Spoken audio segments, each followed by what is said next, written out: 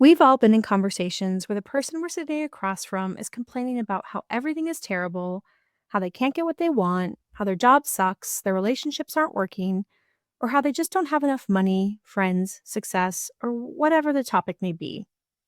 And we've probably been that person too, complaining about why everything is terrible and doomed and bound to stay that way forever. Unfortunately, there's no getting through life without some complaining and being on the receiving end of complaints. But in this video, I want to teach you how to recognize what complaining is trying to communicate and how to turn that into a more empowered stance so you feel less like life is happening to you and more like you're in the driver's seat of your life. And if you like these kinds of topics, subscribe so you don't miss future videos. Psychologist Dr. Robin Kowalski says complaining is expressions of dissatisfaction, whether subjectively experienced or not, for the purpose of venting emotions or achieving intrapsychic goals, interpersonal goals, or both. For some people, complaining may be circumstantial and related to a specific problem they're dealing with for a finite period of time. And for others, complaining may be a chronic pattern that goes on endlessly across different subjects, domains, or periods of their lives. Regardless of these two categories, most would agree that being complained to is exhausting, particularly if it goes on for an extended period of time.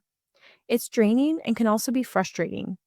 It can strain the listener, especially if what's being complained about has nothing to do with them, and can often create ruptures in relationships, even when that's not what the complainer's intention is. If complaining has a detrimental effect on listeners and relationships, why do people complain?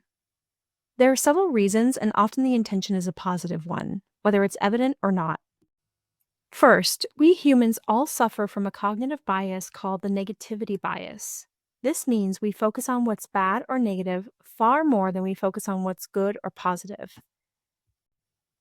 This tendency has its origins in evolutionary biology and has been an excellent mechanism for survival. For our ancestors who had to navigate a dangerous world thousands of years ago, being able to recognize and remember what was unsafe and threatening helped them stay alive.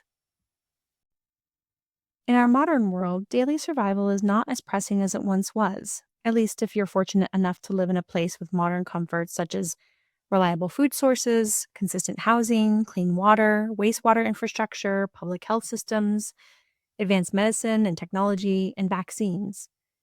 However, the mechanism in our brains that focuses on negativity remains, and it's important to be aware of because it often is operating without any conscious thought. The positive intention behind the mechanism is survival. Another reason people complain is just good old-fashioned venting. Think about what happens when you're struggling with a problem. There's often stress, pressure, and emotional intensity building up inside of you. Many people need to release that pressure by talking about it and venting. People who consistently suppress their emotions often experience greater psychological or physiological difficulties. So, the positive intention here is to release stress and emotional pressure. Complaining may also be a way to shore up one's identity or self-image in the eyes of others. For instance, if you're struggling at work but no one understands that your boss is a tyrant, you may complain as a way of helping others understand what you're going through. The positive intention here is identity, self-preservation, and the need to feel understood by others. Complaining may also help someone clarify what they're struggling with. When you're facing a difficult problem, it can be hard to know what to do or how to move forward. The positive intention here is to gain clarity. Complaining can also elicit attention from others. The people in our lives, especially those who care about us and have our best interest at heart, don't want us to suffer. They want us to thrive and be at peace. Complaining often tugs at the heartstrings of those who care about us, motivating them to listen and offer support. The positive intention here is to garner attention, love, and care. Complaining can also be a way to connect with others. Because of our negativity bias, it's often easier to notice what's not working and connect with people around those shared frustrations rather than focus on what's going well, which generally takes more effort. The positive intention here is connection. Like most things we do, complaining serves a purpose, even if we're not fully aware of that purpose. Although the intention behind complaining isn't necessarily to be negative, if left unchecked, it can have detrimental effects on your life and relationships. Getting stuck in loops of complaining is one of the fastest ways to give away your power and remain stuck in your problems. This is because the more you complain, the more you reinforce the neural pathways in your brain, reinforcing the patterns in your life. Complaining becomes a habit, a well worn path of negativity that grows increasingly difficult to break over time. And then you remain stuck ruminating on the problem instead of searching for and being open to solutions. Complaining can also keep you in a victim mindset where you believe life is happening to you and that you have little or no control over your circumstances. In psychology, this is called learned helplessness, and it's where you give up easily and refuse to try to change your circumstances. When you continue blaming your problems on everything and everyone else, you avoid taking responsibility for the things that are within your control. If you don't recognize your own power, you won't be able to access it, and your sense of agency is left unutilized. The more you complain, the more you may repel the people around you, because listening to endless complaints without movement towards solutions is exhausting for those on the receiving end. This can create additional problems as your relationships begin to deteriorate. When you complain, you place the locus of control outside yourself. When you take responsibility for your life, you start to recognize what is within your power and control. The good news is that you have more control than you think, and you can turn the ship around and regain a sense of power over your circumstances. Here are 10 ways to use complaining as a compass toward a more empowered life so that you regain a sense of your agency.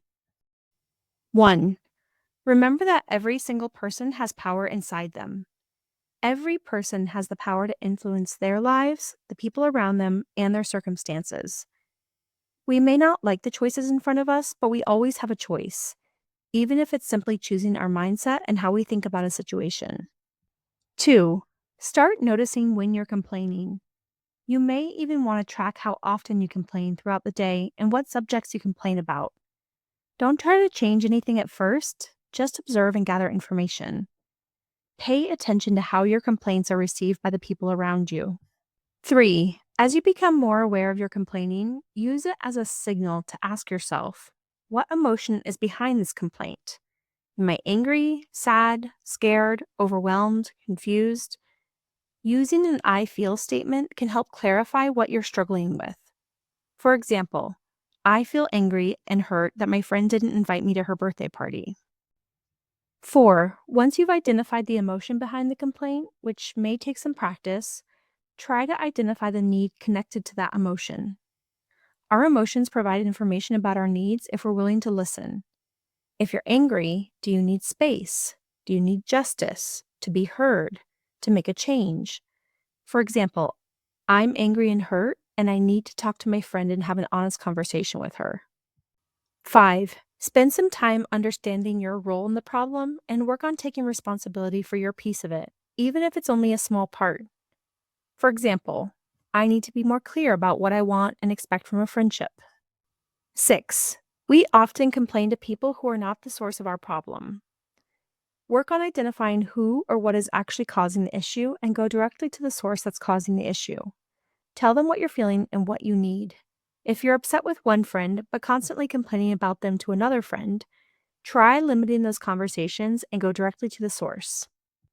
7. Put limits and boundaries on how often and to whom you complain. If you need support from a friend, ask whether they're available to listen for 20 minutes. Let them know what you need. For instance, do you want advice? Do you simply want to be heard? Are you looking for validation, comfort, or encouragement? Clarify what you need, set a time limit, and then ask for consent from the listener before you start complaining. That way, the listener can decide if they have the capacity or not to listen. This will help to maintain boundaries and your relationship. 8. Some problems are multifaceted, so it can take time to identify the feelings, needs, and source of the issue. Be patient and compassionate toward yourself as you untangle these 3 parts. 1. The problem or challenge you're facing. 2. Your feelings about the problem. And 3. What you need.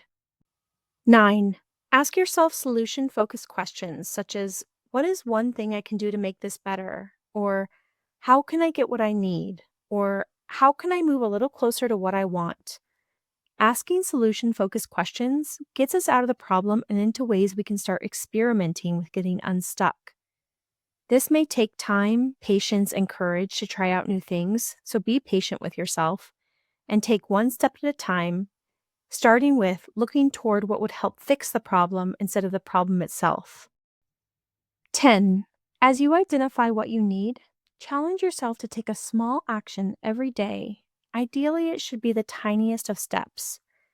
Often we get so overwhelmed by making big strides that we don't get started at all. We become paralyzed, which continues to keep us stuck. The way to bypass this is to take a tiny step every day consistently, which will get around the fight, flight, freeze part of your brain that activates at the thought of making big changes. Moving 1% closer to meeting your needs will have big compounding effects over time. Once we're adults, our lives and how we operate in the world becomes our responsibility. Even if you've been dealt a difficult hand, I guarantee you have more power and agency than you think. Start recognizing where you can make choices.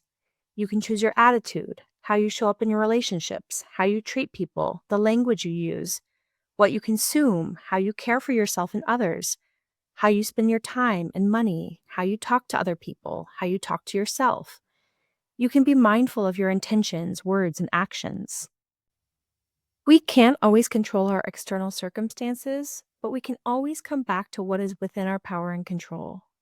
Take your complaints and use them as the fuel to come back to your internal locus of control. Find where you have power and use this to get your needs met and change your life. We can't always control our external circumstances, but we all have more power than we realize. Take your complaints and use them as a fuel to come back to your internal locus of control and use this to get your needs met to live the life that you actually want. If you like these types of videos on mental health, psychology, and self-development, try watching this one next. And if there are topics you'd like to see more of, leave a comment below.